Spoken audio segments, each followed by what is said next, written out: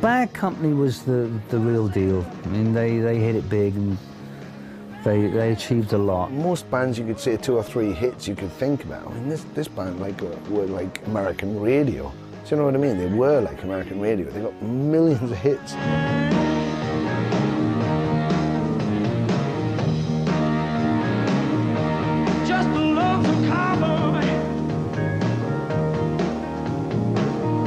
They had the greatest singer that rock music's ever produced. They wanted to strip away all the excess.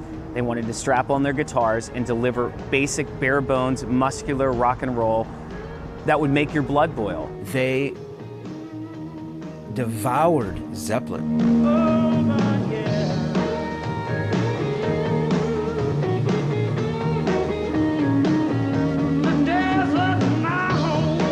Bad Company was born out of the three sort of seminal British blues rock bands, which comprised of Paul Rodgers, Simon Kirke, Andy Fraser and Paul Kossoff.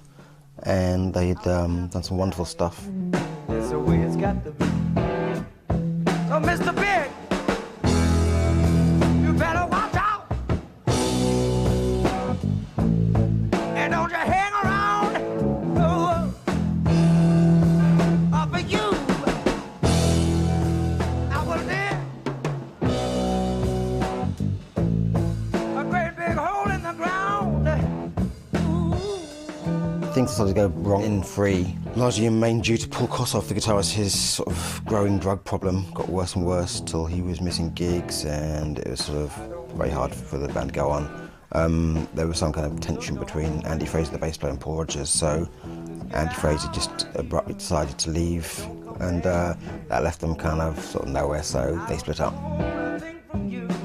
Bad Company may never have happened if Paul Rodgers would have taken up the offer to join Deep Purple in '73. They phoned me and said they were in the middle of this American tour and the singer wanted to leave, and would I sing for them? And I wasn't sure what I was doing at the time, so I said, let me think about it. And I thought about it and decided against it, just that I didn't really think I would fit in there. A great big hole in the ground. He was determined to have a successful band and big sales, big tours. He had enough of the Free kind of cult syndrome. I mean, again, Free had the one single, but Free really never, they didn't have big tours like that. They weren't selling lots of records. Paul Rodgers went to Peter Grant, who was Led Zeppelin's manager, and asked him if he'd be willing to manage him. And Peter Grant said yes, he would love to do that. And so Paul Rodgers said he wanted to get a band together along similar lines to Free, and he was going to ask Simon Kirke, who'd been the drummer in Free, with him. Bad Company was a combination of musicians from 3 separate groups. Paul and myself from Free, Mick Ralphs from Mott the Hoople, Boz Burrell from King Crimson. Paul had a band called Peace, and he toured with Mott the Hoople when Free had one of their breakups, and they formed an alliance, a bond, got on very well. And so when Mick left Mott and Free was no longer, Mick and Paul got together and they asked if I'd like to, join, and I said I'd love to, because I just wanted to put Free behind me. It'd been such a weight, such a millstone, and Mick was wonderful. Mick was so funny. Mick Ralphs had been in the great band called Mott the Hoople with Ian Hunter. Their breakthrough came in the shape of a David Bowie song that David Bowie produced called All the Young Dudes. Mott the Hoople was kind of entering this glam type of period, and Mick Ralphs was anything but glam, although he played great in the band and came up with amazing parts and amazing songs. I don't think it was really what Mick was comfortable doing. He was a little bit more of a bluesy rock guy.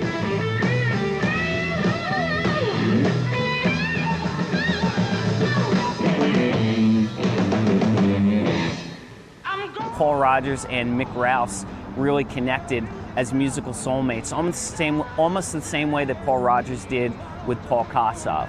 Mick was a songwriter who wrote not only the music, had a lot to do with the melodies, so his guitar parts were orchestrated around that, where Kossoff was really more, would just come up with a riff. He really never knew what the melody was going to be or lyrically, but Mick came in with 2 or 3 big songs from the first record. You know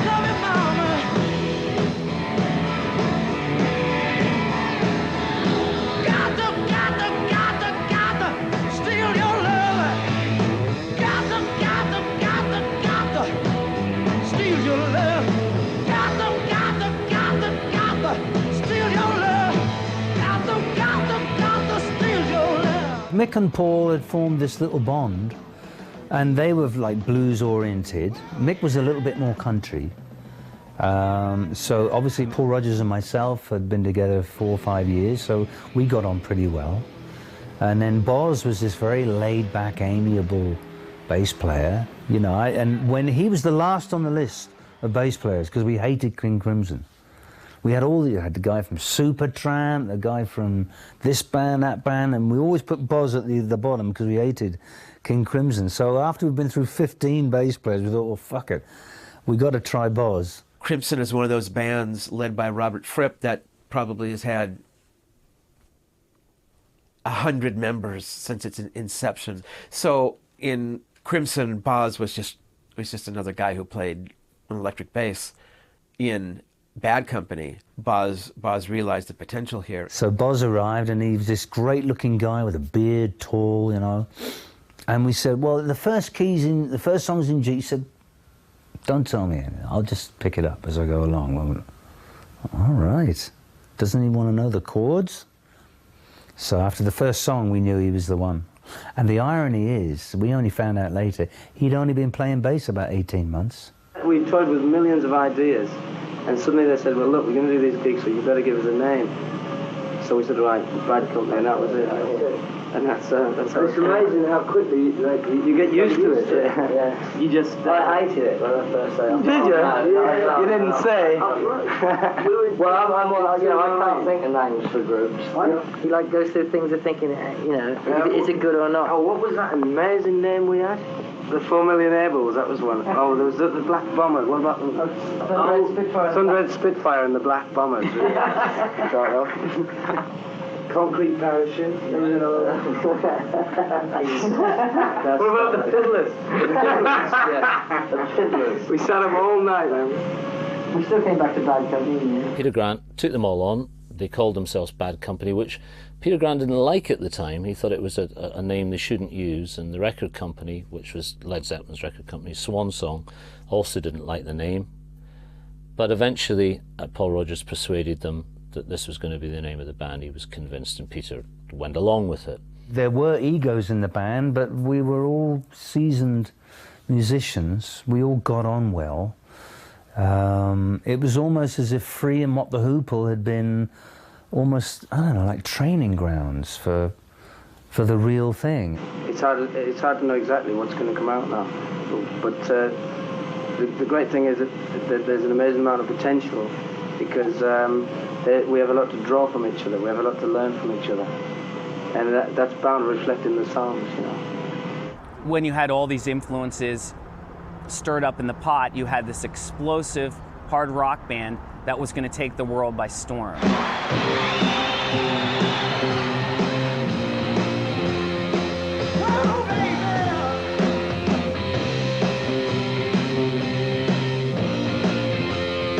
Led Zeppelin were about to record using a mobile unit at Headley Grange Studios, well, Headley Grange Manor with the mobile studios, and it was delayed for a couple of weeks. So Peter Grant said, do you want to get into the studio and start recording tracks? So they basically put down their first album by jumping the queue from Led Zeppelin. I think it cost about a couple of $1,000 to make the whole album. I can't get enough of your love. I can't get enough of your love. I can't get enough of your love. Well, I take whatever I want, baby, I want you. You know, it starts with there. You know, you hear on the track recording itself, you hear the guys go 1, 2, 3, ba-da-bam. You know, from the immediate start, you know the guys are in there playing. That's what you get, that the guys are playing. It's not studio control. There's nothing overdubbly and all that. It's just, here we are, 1, 2, 3, 4, in we go. 1, 2, 1, 2, 3. It was just a count-off that they were going to splice off, and it was just going to come in with the drum, ka-bum-bum. But somebody counted it off, 1, 2, 3, ka-bum-bum, and they all heard it, and they go, wow, that's great. And that snare snap at the front of it, it's because of putting the bass kick in front, what it tends to do is it tends to just drag the track back before it goes forward. So already it picks you up and just lets you drop into the song. Oh, yeah. Well, that's late, and I wanna love, 'cause that love is gonna break me in two. Don't hang me up in your doorway. Don't hang me up like you do. I say, come on, come on, come on and do it. Come on and do what I do. I can't get enough of your love. Oh, baby, can't get enough of your love. Can't get enough of your love. I remember hearing it on the airwaves in Philadelphia, and from the first opening chords, the song grabs you.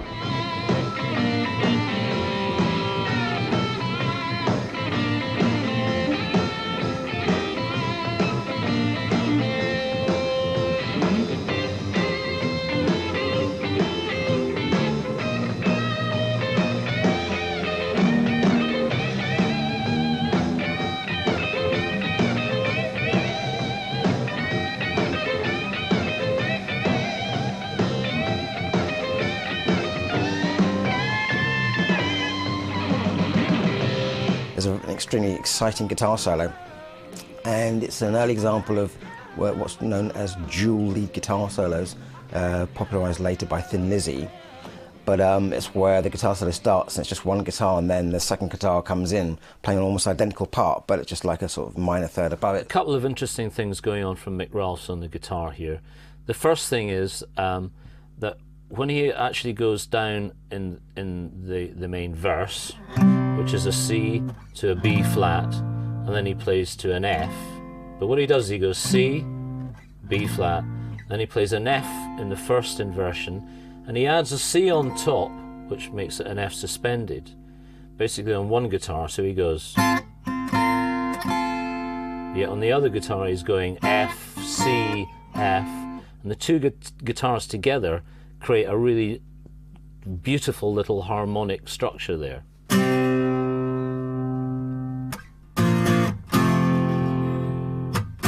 The other guitar that's playing on the record may even be tuned to what's called an open G tuning. It's very difficult to tell because when the two guitars are playing together, you can't really tell. But it's the mixture of the two guitars that gives it that really exciting drive to the track, and the shuffle beat from Simon Kirke's drumming. The second section is quite interesting, and it's a typical rock and roll thing. It's using root and fifth, or what's now known as a 5 chord. So if you see it written down in a piece of music, it says G5 or C5. And what that means is it's neither major nor minor, the chord. It's just root and fifth. Free used to use it a lot, and Bad Company used it a lot.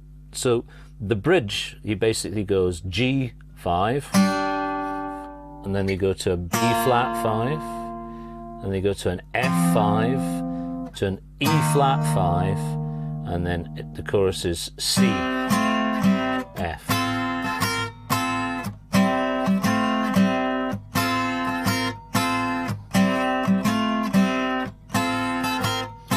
Up to a G suspended, back to a G. I can't get enough your love, baby. Oh, mama, I can't get enough your love, alright. I can't get enough your love, baby.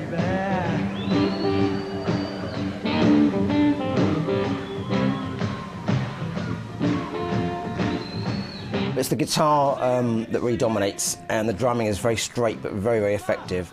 It was a sort of swing to it and a swagger.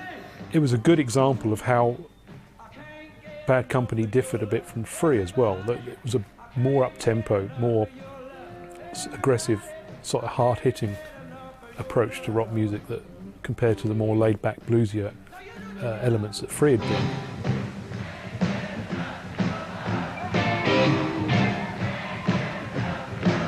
What you say? All right. One more time. When Bad Company plays I Can't Get Enough of Your Love, it's great because the whole audience is like singing, I can't get enough of your love. And I'm like, yeah, you know, I grew up singing that song, and you just really get into it, and they really, the audience feels a part. They're like drawn into the music. I can't get enough of your love. I can't get enough of your love. I can't get enough of your love.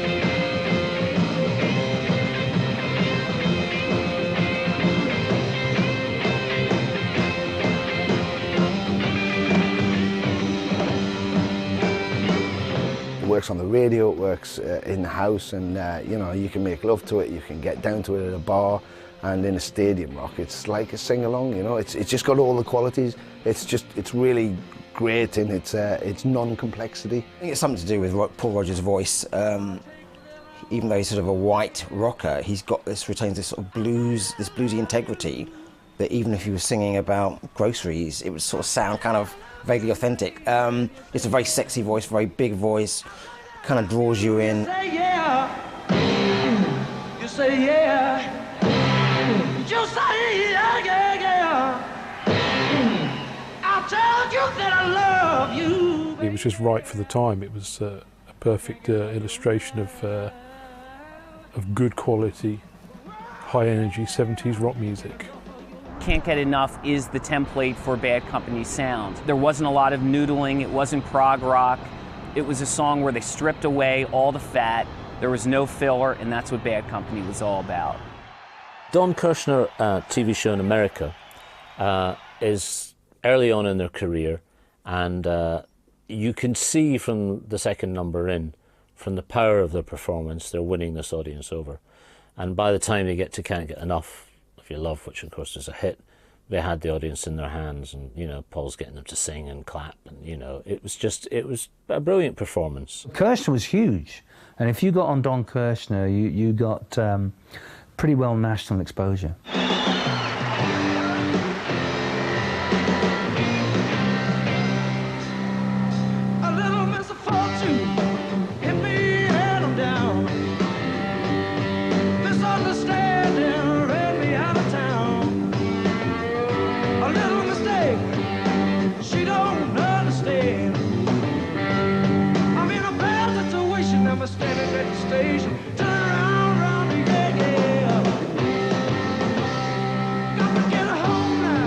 Bearing in mind this was well before MTV or music videos, it looks surprisingly tame compared to sort of my memory of how the band were like a big rocking outfit, big, you know, a very sort of kind of hard-edged rock unit. And when I see the Kirshner footage, it's almost like glitzy. You know, the sort of trousers Paul Rodgers is wearing are very kind of very tight and sort of there's glittery bits on it, and you know, Boz Burrell's wearing a sort of flowery top shirt with a sort of, in fact actually it looks just like Kings of Leon, the way that Boz Burrell looks in this sort of Kirshner footage. A lot of bands sort of currently working, I think they sort of look at old rock footage and they take little bits. I want to get back home, down this long road, where I'm going. Hope to see you for too long. Time is passing, time is flow.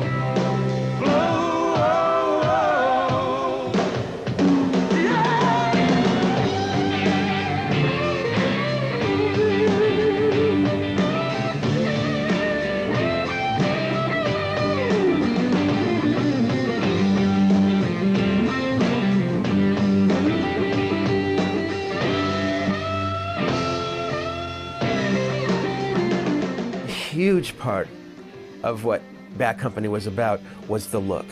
Paul Rodgers had his own choreography. He would dance with the entire microphone stand. Rod Stewart did the same thing.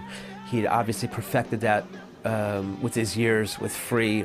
Simon was just kind of a, just a real hard-hitting guy in the back, but Simon was also a great-looking guy, blonde and just, really cut and ripped. And I think Mick Ralph wore these boots on the outside, and the boots came up over his jeans, and I thought, God, on anybody else, that is corny as hell, but it looks so great on the guy.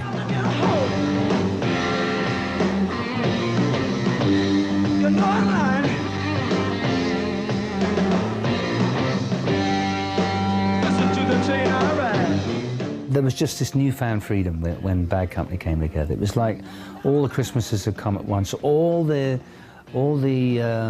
ambition was finally being realized. This is what we were going to do. And Jesus, in the first year, we had a gold album. When Bad Company was formed, there was a definite gelling together with not only Mick Ralph's guitar playing, but the fact that, as with Paul Rodgers, he was also very prolific as a songwriter. So the two of them were gelling together in that respect, coming up with good songs. Although often they would write songs individually, that they would form a collection of great songs on the albums.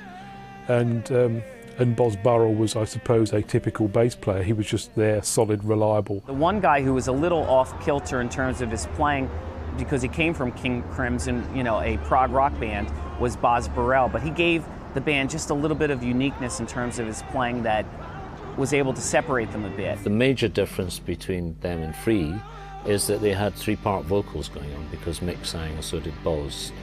And also, a lot of people didn't realise that in Free, that Paul Rodgers also played a bit of guitar and keyboards.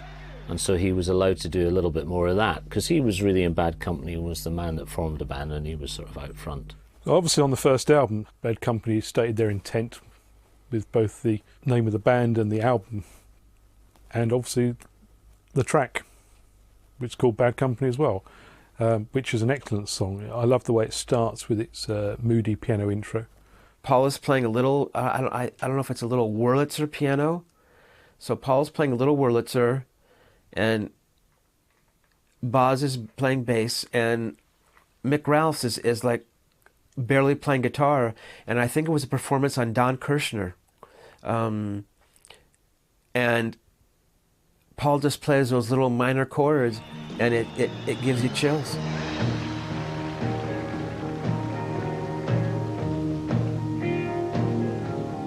Company, always on the run. Destiny is the rising sun. Yeah. I was born, 6 gun in my hand, behind a gun. Make my final stand. Paul came up with the initial riff on the piano, and company, just all the black notes, all the flats and sharps on the piano, and he just wanted some help with some lyrics. And I was there, I just happened to be there, and we finished it in 20 minutes. But the thing about Bad Company was it had this sort of riders on the plain, the plains rather, on horses, tumbleweed and, bounty hunters and outlaws, things. It's a cowboy rock and roll. Paul Rodgers understanding the American market in a sense, and it's like a sort of extension of what the blues singers were singing about. Now, when I first heard Bad Company, I couldn't tell if it was American. I thought it was an American band because it sounded like the sexiest, hot voice. Like, I thought Southern rock, like a Lynyrd Skynyrd. There's so much drama in the song. To me, it almost puts me in an old Western. It almost gives me that type of a feel. When you close your eyes and then there's the machine gun drumming of Simon Kirke, it's very atmospheric and ethereal, but then it really kicks in for the chorus with the great power chords from Mick Ralphs. That's why they call me Bad Company. I can't deny.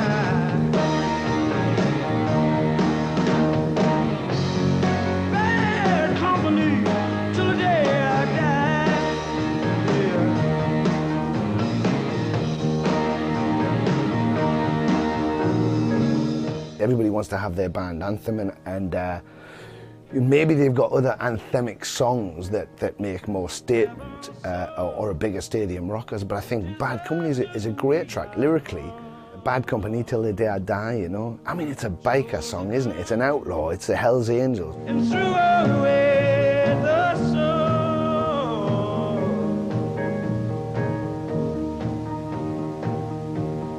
Now these towns, they all know our name. Six gun sound is our claim to fame, yeah. Well, I can just see them say, bad company, I can't deny.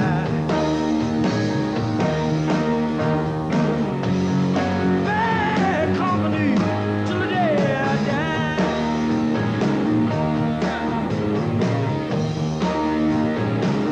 What you now? I think that they're kind of rock fans who were certainly well into drinking beer at Bad Company gigs and doing lots of downers and all kinds of drugs. They kind of liked, they took this song to heart and liked the sort of kind of the slightly dangerous edge that the imagery of this song suggested. Typically songs in minor keys, the sad songs, you know, it's kind of a little harder than the big up chords of like Can't Get Enough, but that song did really well. It was unbelievable. Bad company, oh yeah.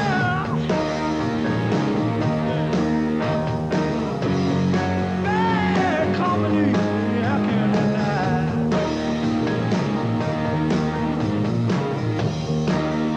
What I say is bad company, whoa, whoa, whoa. Bad company, all right.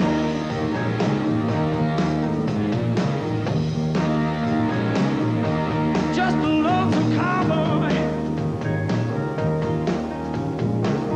Yeah. It's very reminiscent of some of the songs that Paul used to write in Free. It's got that sort of darkish swagger. Free was what it was, a very blues-based style of band. Bad Company was a lot more, perhaps geared towards the stadiums, a lot more up-tempo rock, a bit more sort of a macho rock, for want of a better expression. Bad Company had more hits than Free, you know, but Free were incredibly influential. I think Bad Company were, you know, a great rock band that may possibly not have influenced a whole load of people, just let them enjoy the music for the sake of it. The Free audience was there a little bit, but I think that this was a whole new ballgame. This was a singles-oriented band. This was major media blitzes, huge magazine ads. I mean, Free had none of that stuff. Certainly on a commercial level, Bad Company were much more popular. But I do think on a purist level, perhaps Free delivered something that was so intangible but yet so powerful that the shadow of Free over Bad Company probably was never extinguished.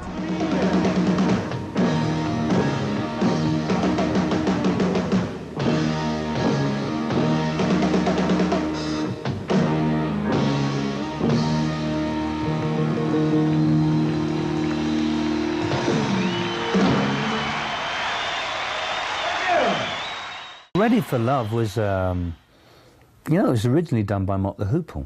It was one of the only songs that Paul said, fuck man, I'd like to sing that. And Mick said, but we've already done it. Paul said, I don't give a shit, I want to record it. So that shows you what a good song it is to sing. It's in A minor, which is a lovely, mellow, sad, melancholic key.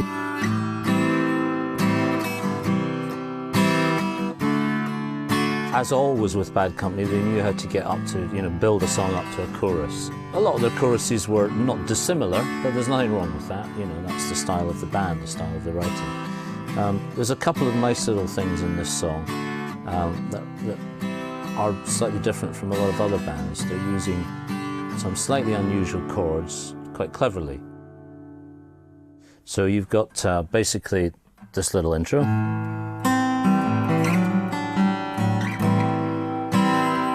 and then into a verse which is A minor to C major, to D major, to C major, A minor to G, to D major with an F sharp root, and then all the same again, A minor to C major, to D major, to C major, A minor to G major, to D major with an F sharp root. And then the next thing they do is really quite interesting. It's essentially an open G chord, then playing an A minor chord after it, which sounds like.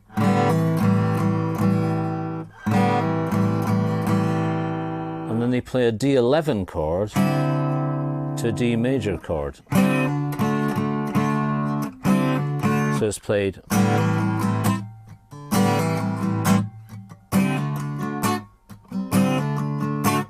Which is great, because it's being able to use all the open strings, and harmonically it's a bit more interesting than your standard chords. And then when it gets to the chorus, they use their usual fifth thing again, root and fifth. So G to A, C to D goes. There's your C to D, there's your G to A. And then at the end of it, they play this really nice little tag, which goes C major, G over B, A minor, to G major, to F major, to G major, which takes you back to the verse and intro again. Walking down this rocky road, wondering where my life is leading, rolling on to the bitter end. I'm finding out along the way what it takes to keep love living. You should know how it feels, my friend.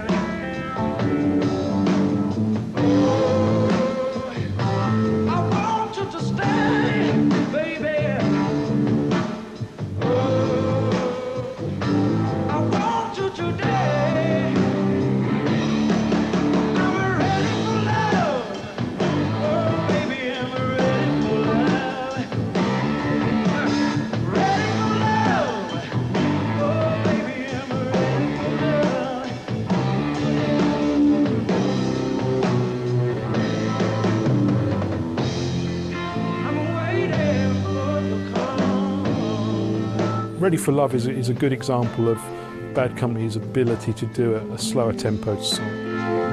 I'm waiting for your call, baby. Oh, but now I'm on my feet again. Better things are bound to happen. All my dues surely must be paid. Many miles and many tears. The great melody, the great vocal by Paul Rodgers, the real finesse in Mick Rouse's playing. And it's a song that everyone can identify with. I mean, they were reaching out to the heartland. They were touching your heart with a song like Ready for Love. Oh, yeah. I want you today. Hey. I'm ready for love. Oh, baby, I'm ready for love. Ready for love. Oh, baby, I'm ready for love. Yeah. Don't you know I'm waiting for your call?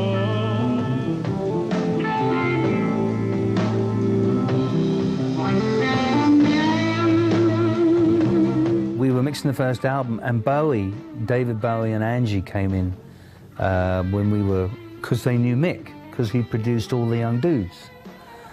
And they came in while we were mixing Ready for Love, and she was going, oh, I love this song, Ready for Love. And they were both singing it. And it still is. It's one of my favourite songs. And Mick said he wrote it in about 10 minutes. I want you to stay, baby. I want you today. I'm ready.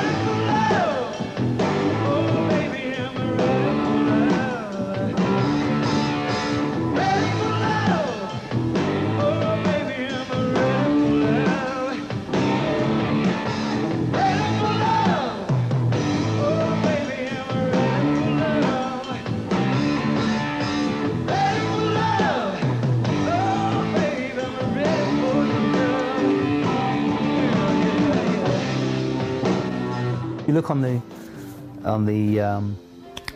Bad Co on the black and white album, the first album, you'll see an imprint of a palm on the white lettering, because it was bad, you know. Hey man, it's bad.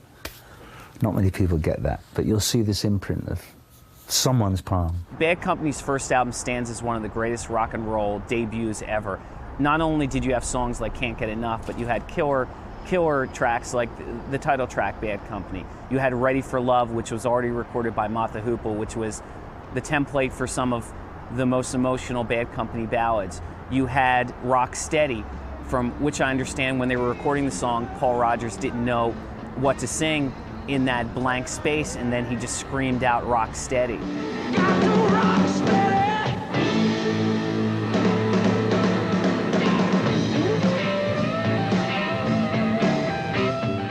From day one, first album on Swan Song label, they get Peter Grant and boom. Like, it calls like, you know, 7 or 8 hits. You know, I mean, like the first album. Paul sang wonderfully for those first couple of albums. Everyone was just, and anything I did, Mick was like, boy, all right, that's lovely, you know, great. There was no analysing, well, try doing a bit of this, or... It was a bigger sound, the drums were bigger, Paul was still singing unbelievable. I mean, there was still, it was a little bit of blues, but it was really more kind of electric arena rock.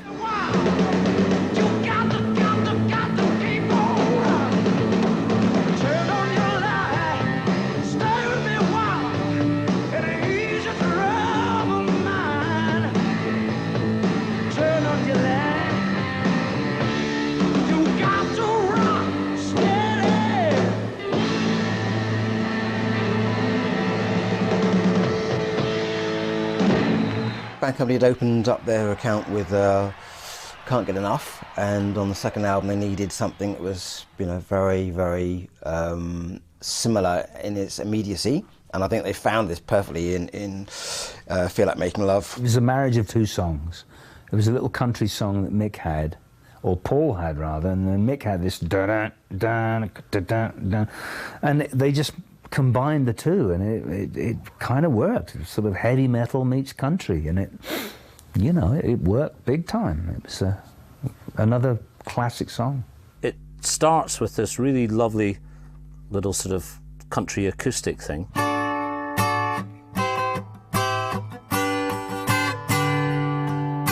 Which is a D major chord, and then a C over a D, and then basically a G over a D, a G suspended, back to a G, to a D. So.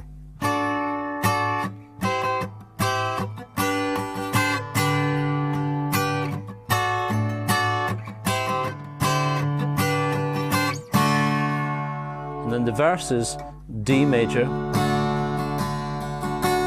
to G major, with a little country lick in it.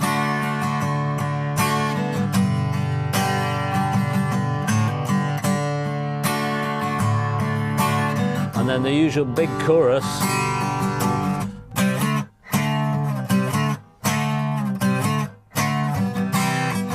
Which is C, D, C, D, C, D, C, G, using the root and fifth again.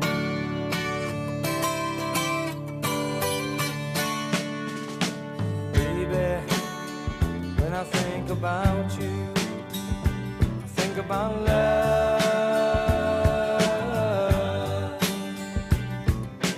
Darling, I don't live without you and your love. If I had those golden dreams of my yesterday,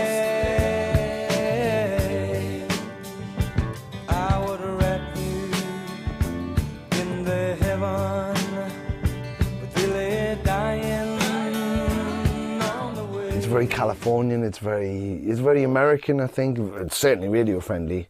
And much as like Hotel California or, you know, Easy Living or something like that. I mean, it's just got a really nice quality to it. Boz Burrell is a great singer in his own right, and Mick Ralphs can sing, so it's nice to hear all the sort of really kind of fairly sweet Eaglesy harmonies coming in the verses. Definitely gives this sort of country southern flavour. It starts with a bit of foreplay. It starts very gently, you know.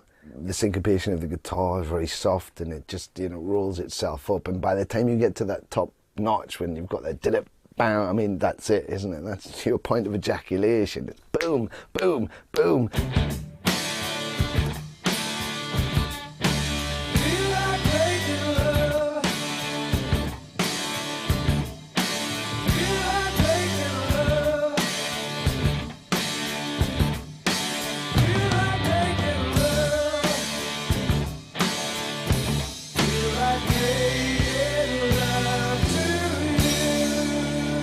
It's got dynamics. A lot of their music, a lot of good rock music has dynamics. It always does, and Bad Company's music had dynamics. It's a song that is guaranteed to get the audience standing on their seats, cheering along. It's a theme that every hot-blooded male can identify with. They were maybe ridiculed at times, you know, sort of sort of a sexual kind of angle that they put on things, and the sort of the macho kind of chest-beating thing that they were criticised for. But that was very much what, to many of their audience, was probably one of the aspects that appealed to them. Feel like making. Feel like making love. Feel like making love. Feel like making love. Again, it's deceptively simple. There's quite a lot of production going on. It sounds like it's just, you know, guitar-based drums, which is essentially the sound of Bad Company. But there's quite a lot going on. There's really nice sort of little kind of piano sort of touches throughout the verses, and then there's a Hammond organ that sort of swoops in the chorus. So it's only when you start listening on headphones and start really analysing what's going on, there's lots of little flavours and colours that I guess live they didn't really have some of those parts going on. It didn't seem to matter because the essential, the sort of soul of the song still sort of came through.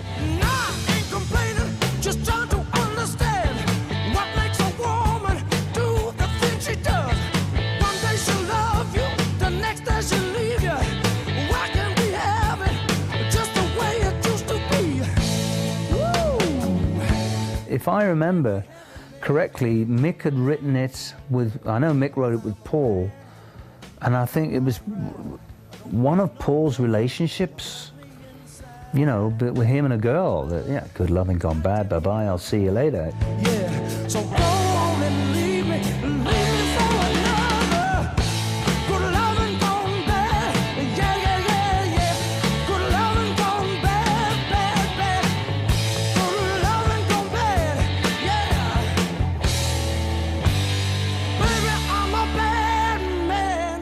Loving Gone Bad is from Straight Shooter, which is arguably the band's best album. They always say you have your whole life to write your first album, then you have 6 months to write your next. And Bad Company probably had less than 6 months to write their next record, but the follow-up, Straight Shooter, to me stands tall with the excellence of Bad Company.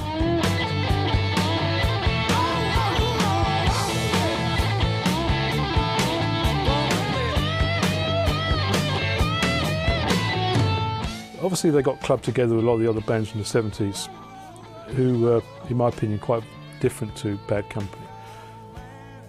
And if you look at their albums, they were never a band to sort of go off and do 10, 15-minute songs. They were very much a band that wrote short, concise rock songs. Shooting Star really stands out among Bad Company's catalog of songs. It's not about girls, it's not about trying to get a girl, it's not about trying to get sex, it's not strutting your machismo. It's a song about the tragic death of a rock and roll star. And Paul Rodgers' lyrics for that song are so evocative and moving. And from what I understand, it's a composite written about the death of Jimi Hendrix and Paul's great free comrade, Paul Kossoff. Johnny died one night, died in his bed. Bottle of whiskey, sleeping tablets by his head. Johnny's life passed him by like a warm summer day. If you listen to the wind, you can still hear him play. Oh, oh, oh.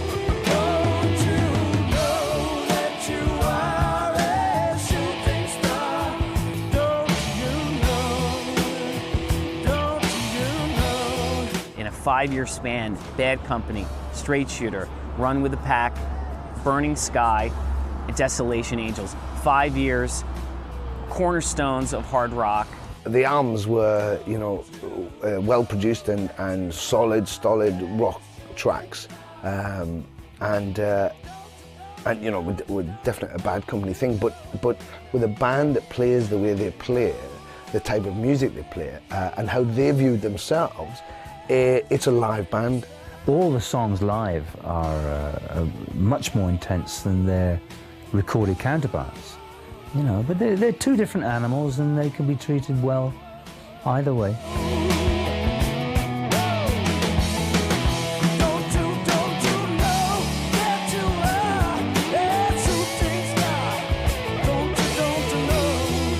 You know, maybe they would change the guitar solos and things like that and draw songs out a little longer, but not really. I mean, they kept everything really tight and concise, and I love that about them. It was song after song after song that was filled with great hooks, great energy, power, and incandescence.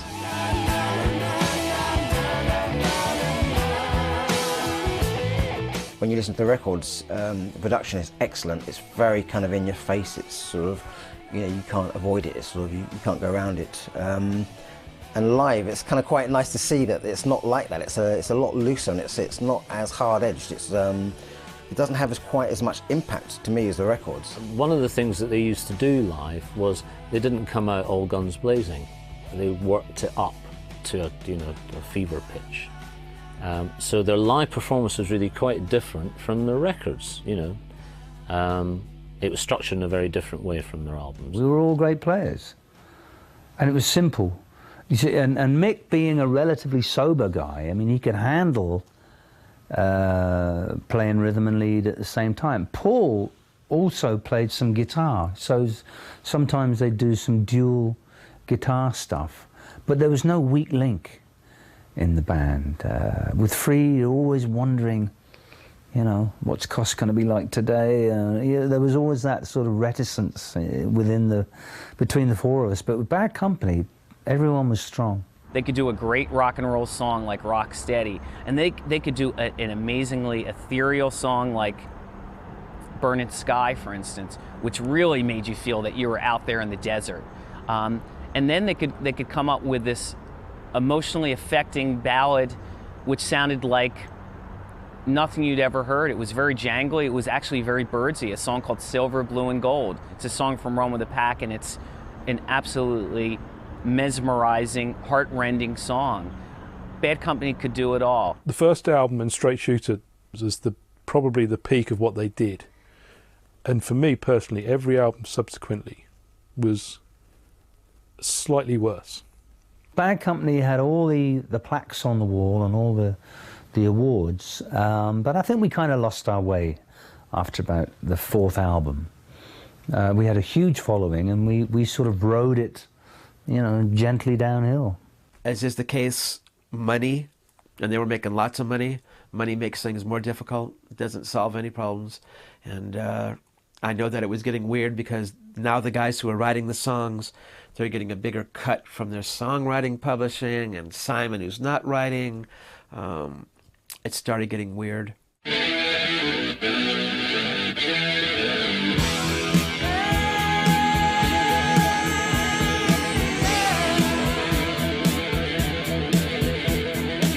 Rock and roll and drugs always go hand in hand, always will. But in the 70s, it was really nutty. Coke was the worst thing. We all did it. Paul stopped doing it in about 76, but the three of us, we all did it, and you know, it made us drink too much and made us take downers, and it kind of screwed up a lot of bands. Coke. If we'd have just stuck with drinking pints and the odd vodka or glass of wine, we'd probably still be together now. I think by the third or fourth record it was for appearance sake only, and those records show that too. There was the occasional good song, Rock and Roll Fantasy, but typically it was only one or two songs. Put your head together now and sing it out loud. It's all part of my rock and roll fantasy. It's all part of my rock and roll dream, yeah.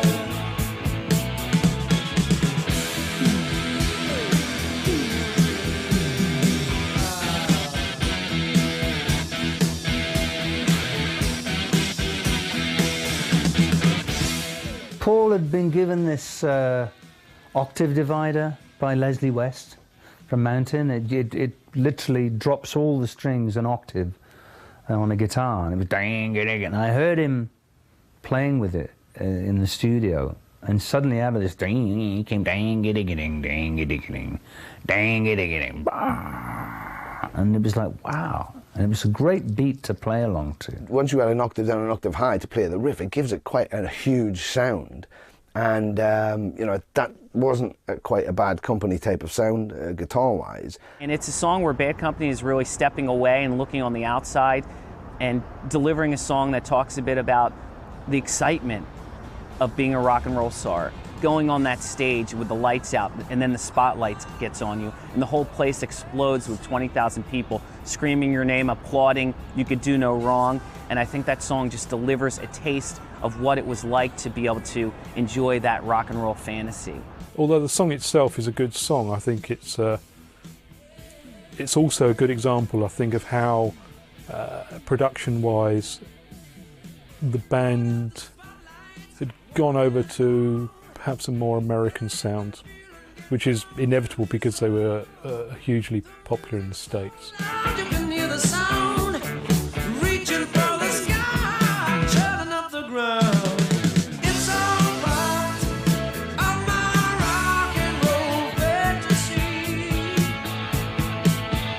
The production values in it are pretty strange. I mean, there's syndromes on it, which is really quite odd.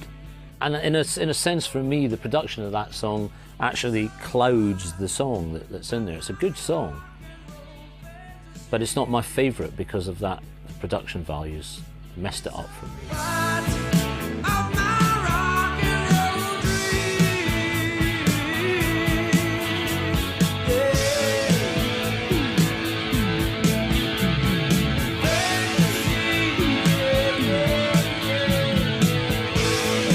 Probably the weakest record was the last album, Rough Diamonds, which really, I think, from what I understand, was a contractual obligation. But there were some good songs on that record. Electric Land was very much cut in the mold of Burning Sky. But by that time, they'd run out of steam. If they had been able to sustain what they did on those first two records, I mean, they could have almost been like a Zeppelin. They had that background, and they had the singers and the names. I think what happens, every writer only has so many great songs in him. You know, it's not like you're a guitar player where if you keep playing, you're going to get better and better. As a songwriter, you may only have 8 great songs in you. And so at a point in time when that third or fourth record comes around and you know that it's as good as you could have done, and you tell yourself, you don't tell anybody else, but you tell yourself, this is not as good as what I did in that first record. That has to do something to you. It was a shame when Paul decided to leave. Peter Grant went into seclusion, and so our management kind of folded, and we were sort of drifting around, and it was a terrible year. And Paul was unhappy, and he said, look, I'm off. And, you know, me and Mick and Boz decided after a year to carry on with someone else, and that became a bit of a nightmare. So that's the one episode in Bad Company's 30 years that I regret. Any band really can continue with changing the lineups all the time, but it loses a lot of its continuity by doing that. And obviously the classic Bad Company years were the early years with the original 4. There's 2 chapters of Bad Company, up to when Paul left in 1982, and then, you know, the 2 bands that came after that went under the name of Bad Company. For all intents and purposes, the original Bad Company was the best. For those 6 or 7 years, you know, we had a ball.